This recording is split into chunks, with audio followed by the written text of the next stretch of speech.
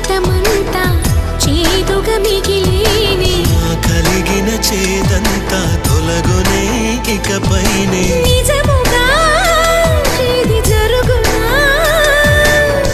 నిజమే నిజమే నీ ఆశ తీరునే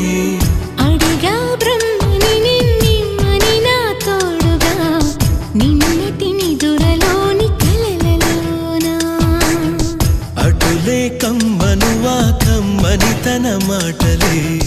రుజువై నిన్ను నేను కలుపుకున్నా